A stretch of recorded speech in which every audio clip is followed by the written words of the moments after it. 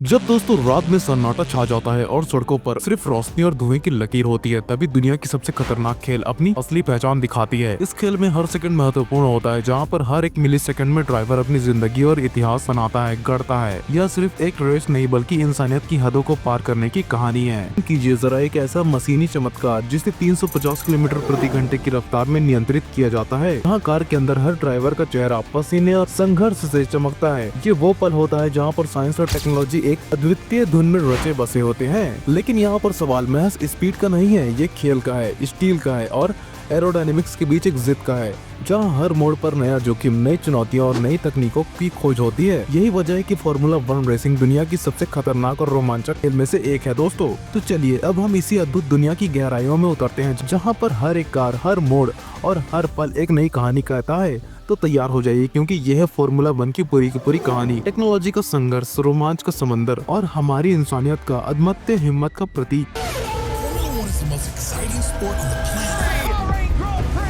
F1 is all about pushing the limits of speed, science, and nerves. For the first time, we go green in Hyderabad. Formula 1 racing into Miami for the first time. सबसे पहले हम ये जान लेते हैं कि F1 racing की आखिर शुरुआत कब हुई। सेकंड वर्ल्ड वॉर के बाद जब पूरी की पूरी दुनिया खंडरों के बाहर निकल रही थी और इंसानियत दोबारा से उमड़ रही थी, उसी वक्त मोटर स्पोर्ट की दुनिया में एक नई क्रांति जन्म लेती है। साल था 1950 और वो दिन था 13 मई का। इंग्लैंड के सिल्वर स्टोन सर्किट में फार्मूला 1 वर्ल्ड चैंपियनशिप की पहली आधिकारिक रेस करवाई गई। उस समय की रेसिंग कारें आधुनिक तकनीकों से कोसों दूर थी। ना कार्बन फाइबर, ना कंप्यूटर सेंसर्स, सिर्फ धातु, गियर और हिम्मत। इस पहले सीजन में 7 रेस थी और ज्यादातर यूरोप में ही होती थी। लेकिन आपको असल जानकारी इस बात की भी देना चाहता हूँ कि इसकी शुरुआत इससे पहले भी हो चुकी थी। असल में 1930 के दशक में ग्रैंड प्रिक्स रेसिंग यूरोप में काफी लोकप्रिय हो चुकी थी। अब वैसे फार्मूला 1 का नाम पड़ा कैसे? फार्मूला शब्द का मतलब है एक निर्धारित नियमों का सेट, यानी कि गाड़ियों की बनावट, वजन, इंजन की ताकत जैसी चीजों पर सख्त नियम। और 1 का मतलब यहाँ पर होता है टॉप लेवल, यानी कि सबसे ऊंचा। अब यहाँ पर आपके मन में एक सवाल आ रहा होगा कि 1950 में तो पहली रेस हुई थी, लेकिन उसका विजेता आखिर कौन था? और अगर आपको जानना है कि इसका विजेता कौन था आखिर, तो इसके लिए वीडियो को एंड तक देखिए, क्योंकि एंड में मैं बताने वाला हूँ कि उस रेस का विजेता कौन था आखिर। फार्मूला 1 की जो कारें होती है ना, वो कोई आम गाड़ी नहीं होती है। ये असल में एक फाइटर जेट है, जिसमें पंखों की जगह टायर्स लगे हुए हैं। इनका वजन होता है लगभग 798 किलोग्राम का, यानी कि मारुति ऑल्टो से भी हल्की। लेकिन यहाँ पर इसके इंजन की अगर बात की जाए तो वो 1000 हॉर्स पावर तक की ताकत दे देता है। मतलब कि 0 से 100 किलोमीटर प्रति घंटे की स्पीड सिर्फ और सिर्फ 2.6 सेकंड में। और सबसे बड़ी बात दोस्तों, ये कार ग्राउंड से महज 2 से 3 सेंटीमीटर ऊपर होती है, ताकि एयर फ्लो कंट्रोल करके डाउन फोर्स बनाया जा सके। डाउन फोर्स का मतलब होता है कि कार को जमीन पर चिपका कर रखना, वरना इतनी तेजी स्पीड पर कार हवा में उड़ जाती है। अब गाइस यहाँ पर बात ये आती है कि क्या सिर्फ स्पीड सब कुछ है? नहीं भाई, स्पीड महज एक हिस्सा है। असली खेल यहाँ पर कॉर्नरिंग का है। रेसिंग ट्रैक्स पर क्या होते हैं ना कि सीधे रास्ते बहुत ही ज्यादा कम होते हैं और 2-3 सेकंड में एक मोड़ आ जाता है। यहीं पर ब्रेकिंग, बैलेंस और कंट्रोल टेस्ट होते हैं।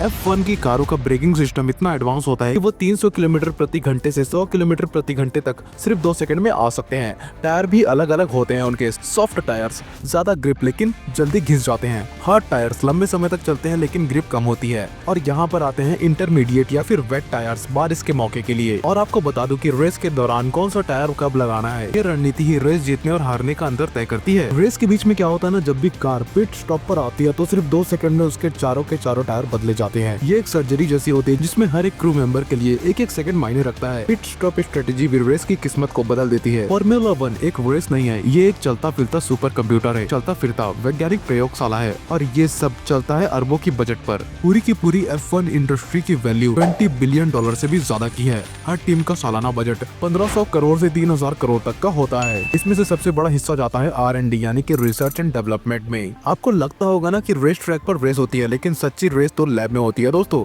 हर टीम के पास होती है अपनी हाईटेक लैब, जहां नई गाड़ियों की टेस्टिंग साल भर चलती रहती है। हजारों घंटे खर्च होते हैं सिर्फ एरोडायनेमिक को सुधारने में। कार के छोटे से छोटे हिस्से का 3D स्कैन, फिर कंप्यूटर सिमुलेशन और फिर टेस्टिंग होती है। स्पीड की असली जंग यहाँ पर होती है हवा के साथ, यानी कि एयर रेजिस्टेंस। इसीलिए F1 टीमें विंड टनल में अपनी कार के मॉडल को हवा के बीच टेस्ट करती है। एक कार का डिजाइन 0.001 सेकंड की बढ़त भी दिला सकता है, और वही फर्क होता है जीत और हार का। एक F1 कार के पीछे होती है एक पूरी की पूरी शहर जितनी बड़ी टीम, एक F1 टीम में 700 से भी ज्यादा लोग होते हैं, जिसमें 100 से भी ज्यादा लोग सिर्फ एरोडायनेमिक्स पर काम करते हैं, 50 से भी ज्यादा लोग सिर्फ डेटा एनालिसिस करते हैं, बाकी लोग गाड़ी की असेंबली, पिट क्रू, ट्रांसपोर्ट, मार्केटिंग और लॉजिस्टिक में होते हैं। और आपको बता दूं कि एक ही गाड़ी हर ट्रैक पर नहीं चला करती, जैसे कि मोनाको जैसी स्ट्रीट ट्रैक, लाइट कॉर्नर्स, ज्यादा डाउनफोर्स चाहिए, मोन्जा जैसे हाई स्पीड ट्रैक, कम ट्रैक, हाई स्पीड टॉपिंग्स चाहिए। हर एक ट्रैक के लिए गाड़ी की पूरी सेटिंग्स को बदली जाती है, टायर प्रेशर से लेकर विंग के एंगल तक। फॉर्मूला 1 में रफ्तार से ज्यादा दिमाग, इंजीनियरिंग और अरबों का इन्वेस्टमेंट दौड़ता है, इसलिए ये सिर्फ रेसिंग नहीं, ये धरती की सबसे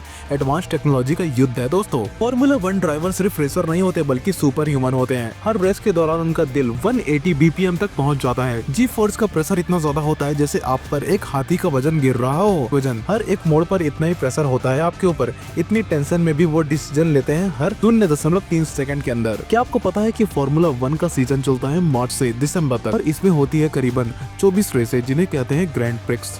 हर रेस होती है दुनिया के अलग अलग हिस्सों में, जैसे कि Monaco, Italy, Japan, America, Bharat पहले और अब लास वेगास तक। हर ट्रैक अलग होता है, हर रेस एक नई चुनौती होती है उनके लिए। संडे को हुआ करती है मेन रेस, करीब 305 किलोमीटर की दूरी ये लगभग 1.5 से 2 घंटे के रेस में पूरी करते हैं। यहाँ रेस में हिस्सा लेते हैं 20 ड्राइवर यानी कि 10 टीमें। शुरुआत होती है स्टैंडिंग स्टार्ट से, यानी कि जब लाइट बंद होती है तभी गाड़ियों को दौड़ाना होता है। हर पर्टिकुलर रेस के बाद पॉइंट जुड़ा करते हैं। सीजन के अंत में सबसे ज्यादा पॉइंट वाला ड्राइवर बनता है फॉर्मूला 1 वर्ल्ड चैंपियन। और अगर किसी टीम के दोनों ड्राइवर मिलकर सबसे ज्यादा पॉइंट लाएं तो कंस्ट्रक्टर चैंपियन बनता है वो, यानी कि वो पर्टिकुलर टीम, यानी कि ड्राइवर अकेले हीरो नहीं होते, पूरी की पूरी टीम जीतती है। ये टीम स्पोर्ट है और रेस में पॉइंट पाने के लिए सिर्फ स्पीड नहीं, tyre strategy, pit stop timing और फ्यूल मैनेजमेंट भी मायने रखता है। कई बार गलत पिट स्ट्रेटेजी से ड्राइवर टॉप 3 से सीधा टॉप 10 के बाहर चला जाता है। फॉर्मूला 1 में हर एक सेकंड कीमती होता है और हर सेकंड बनाता है इतिहास। अब जहाँ पर फॉर्मूला 1 350 किलोमीटर प्रति घंटे की रफ्तार से दौड़ती है, वहाँ पर हर मोड़ पर सिर्फ जीत ही नहीं, उनकी जिंदगी भी दांव पर लगी होती है। एक F1 कार मात्र 2.5 सेकंड में 0 to 100 किलोमीटर प्रति घंटे की स्पीड पकड़ लेती है। एक गलती या फिर एक ब्रेक का मिस होना या किसी और की गाड़ी से टक्कर,